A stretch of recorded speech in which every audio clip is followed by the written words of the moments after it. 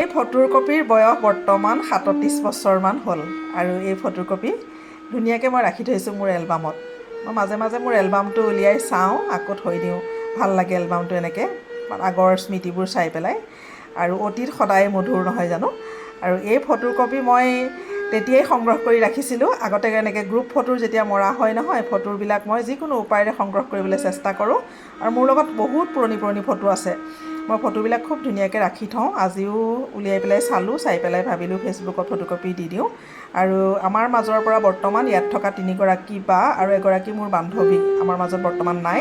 তাৰে হৈছে দুদু বা আমাৰ মাজত নাই, কল্পনা বা আমাৰ মাজত নাই, ৰীতা বা আমাৰ মাজত নাই, আৰু লগতে মোৰ বান্ধৱী মিনতী কাকতি, তেওঁলোক 4গৰাকী আমাৰ মাজত বৰ্তমান নাই। তেওঁলোক য'তেই আছে তেওঁলোকৰ আত্মাই চিৰ শান্তি লাভ কৰক। আৰু বাকী সকলোখিনি আমি আছোঁ ইয়াতে। মোৰ লগৰীয়া সকলো আছে, লগতে আমাৰ বাসকলো আছে।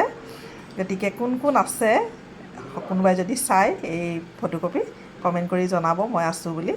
আৰু ভাল লাগিলে মানে সকলোকে দেখি ভাল লাগে এনেকৈ। আমাৰ মাজত ৰজনীদাও আছে আকৌ দেই এয়া।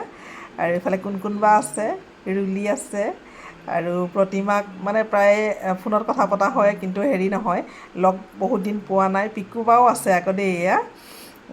গোটেইখিনি আছোঁ আমি চব। ইমান ভাল লাগে ন পুৰণা ফটোবিলাক চাই চাই।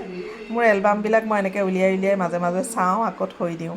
আৰু ঢেৰ পুৰণা ফটো আছে, সৰু সৰু মানে আমাৰ ল'ৰা ছোৱালীবিলাক এতিয়া বহুত ডাঙৰ ডাঙৰ হৈ গ'ল। কেতিয়াবা সেইবিলাকো দিম।